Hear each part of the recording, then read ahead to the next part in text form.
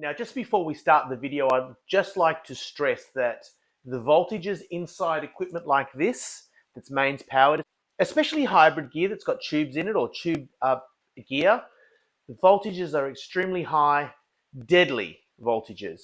So please make sure that you know what you're doing, and even if you do know what you're doing, that you're very careful if you're working on this gear.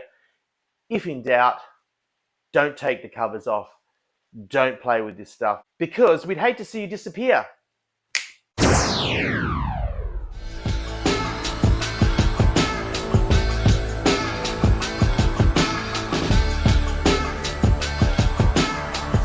Fireworks coming out of the back of the TS520. Hi folks, welcome to the shack. Firstly, I'd like to apologize for the amount of time it's been between videos. I'm getting to that really busy part of the year. I'm a high school teacher, and I'm obviously having to concentrate on the thing that's most important, of course, which is my day job. But I do love the hobby of ham radio, so I have a lot of things that are boiling away in the background. This video is obviously going to be about my good friend here, the TS520. You're going to find out whether it's going to be cannibalized for parts or whether I'll be able to use it as a transceiver again. Now, there's a lot happening and coming up in future videos. I'm presently building an audio CW filter. So that's on the bench here. That was kind of like sidelined for a little while I've been working on the transceiver issue. I've also got myself a microwave oven that I managed to find by the side of the road, and I've taken the transformer out of that microwave oven, and the plan is to take that transformer and use it in a linear DC supply. The design is care of Drew Diamond, VK3XU, and his wonderful series of books that I covered in my previous video. So I did a homebrew book review of all 4 books that he's produced. Fantastic books, fantastic source of ideas. So I'm already in the throes of creating a power supply design. And the final thing that's become really interesting to me is the idea of floating a Pico balloon. Now, if you don't know what a Pico balloon is, it's kind of the nerdy equivalent of a message in a bottle. It's a very romantic thing to like write a message in a bottle, shove it in the bottle and throw it in the ocean and wait for someone to find it and write back to you and tell you where they found it. And, you find out how far the bottle has actually traveled. Well, with these Pico balloons, what you're doing is you launch a balloon to 30 or 40,000 feet, and the balloon carries a 20-meter antenna and a VHF antenna for APRS, which is automatic packet radio service, or automatic position reporting system, or whatever it stands for. And it also carries a whisper beacon. And the whisper data can be uploaded to the APRS database as well. And basically you can track the path of your balloon. Now, other people that have done this, it's been happening for a little while now, have managed to circumnavigate the globe. Some of them have managed to do it up to 6 times. So some incredible stuff going on. I'm just very excited by this idea of being able to use my QDX to monitor the whisper transmission, send a beacon vast distances. I'm going to make my own hydrogen gas, I've decided, because the helium lift gas that you can buy from party suppliers has a lot of air in it, and trying to get a gas account for such a ridiculously small amount of gas, I think, is going to be a waste of time. So lots of stuff coming up on the channel. So if any of that sounds interesting, and I promise you there'll be way more than that, please hit the subscribe button and also the notification bell. And I'd really like people to make some comments as well. Let me know what you think of the content. Let me know how you think I might be able to improve things. Presently thinking about shopping for a camera as well, although you're always tempted to buy more radio gear rather than stuff for your YouTube channel. So I'm torn by that. But if you think a better camera might be helpful, let me know in the comment section below. Anyway, let's get on with the video. Okay, well, I was rag chewing on 20 meters with Rex VK5 Foxtrot Alpha, and having a great old time. And Then I saw some fireworks coming out of the back of the TS520. And that was the end of the QSO. Well, I'm in the wife bashing singlet and hit the shack, decided to see what was happening on 20 metres, and you can probably see the TS520 is once again in the hospital. The same thing happened, the cathode resistors blew.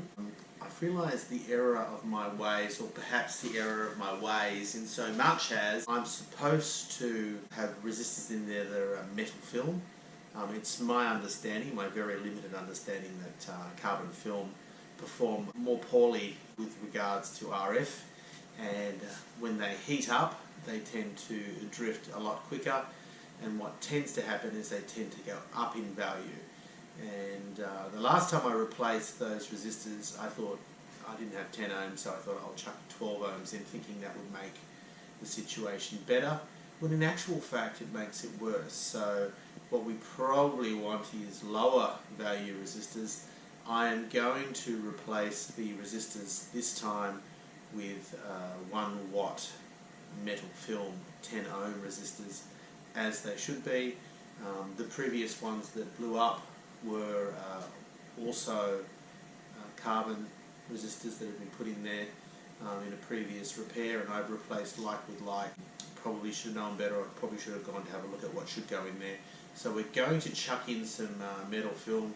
Jaycar's got 20 ohm 0.5 watt, so what I'll do is I'll just grab 2 of those and parallel them up, so we'll have 1 watt of 10 ohms. We'll see how that goes. So I'm willing to try that first off, and then if that's still not working for me, I'm probably going to have to start looking at changing other components as well. But I have a sneaky suspicion that may be a possibility of fixing it. I don't mind if I don't get 100 watts out of the thing, so if they go again, the next thing I'll try is probably maybe putting 5 or 8 ohms in place of those 10 ohms to just lessen the amount of strain on those final tubes. And if they can pump out 50 watts or even 30 or 40 watts CW, I'll be a happy chappy, and we'll leave it as it is. As usual, we've lost. In fact, when I took the base off, 2 resistors fell out of the rig. That was so smoked. Probably the wrong type of solder as well, which is going to cause issues down the track as well. Yes, we're going to replace those resistors. I've checked the screen resistors and the values for those, and the other associated resistors that usually fail, and they all look alright, surprisingly. So, hey, we'll try replacing them again and see if we can resurrect this thing for the 3rd time.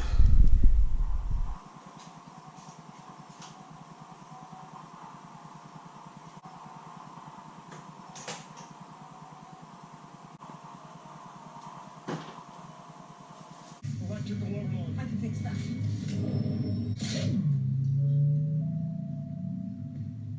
What'd you do? I bypassed the compressor.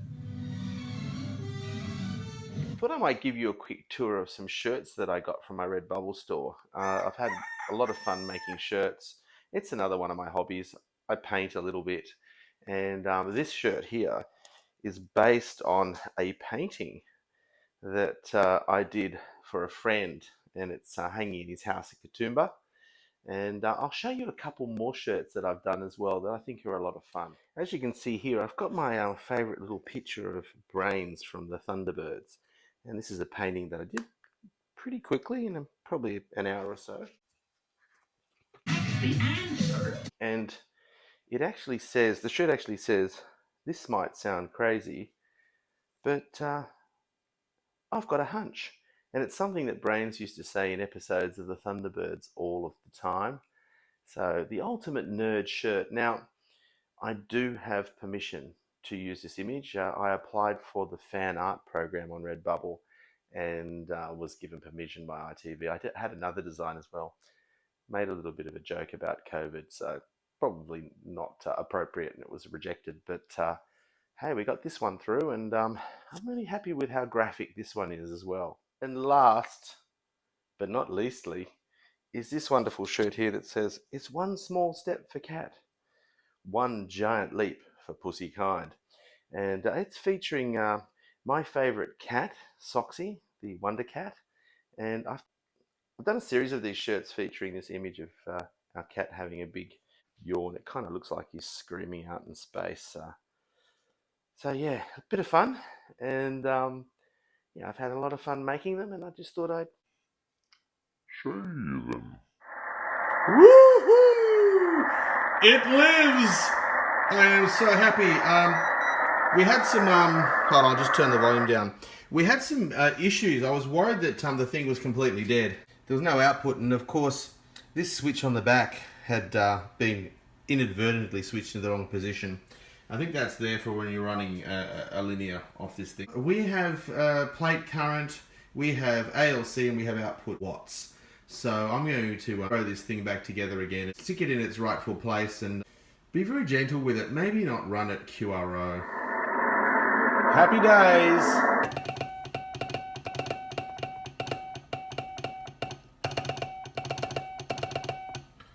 And yes, I did check to see if the frequency was in use. Wow, you were still here. Thank you for sticking around right to the end of the video. I hope you've enjoyed this video, and I hope you're happy to see that a piece of ham radio history, the TS520, is still alive and kicking. I'm a VK2AOE, also known as the Lunatic Painter, and I hope to see you in the next video, 73.